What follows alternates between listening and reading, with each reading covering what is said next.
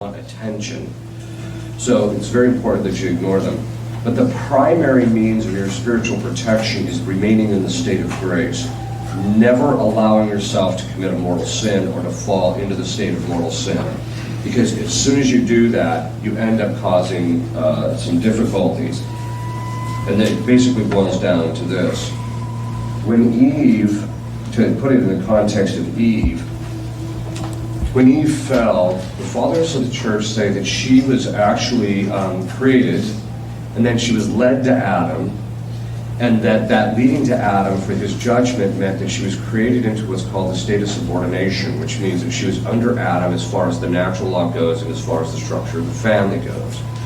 God did not, according to the fathers, communicate to Eve that they were not to eat from the fruit, for the fruit of the tree. He gave that to Adam.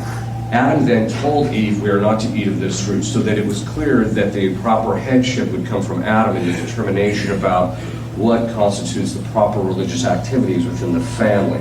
So that it's it's the father's responsibility to make sure that the religious activities in the public hold, which includes also the code, that is how you're supposed to behave, is followed.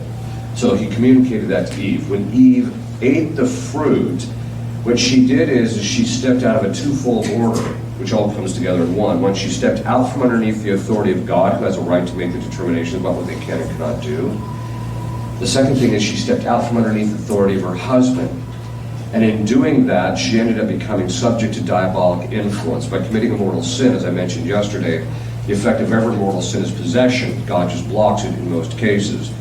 So by doing that, she steps out from underneath the authority. Authority is a real thing. It is not just in the minds of people. It's a very distinct structure. When God created the angels and then he established a very distinct kind of an authority. And what does authority do? It has the capacity or the right, it's a moral right, to protect and to provide, or that they say it has jurisdiction. So you have the proper end of authorities to protect and provide for those underneath them.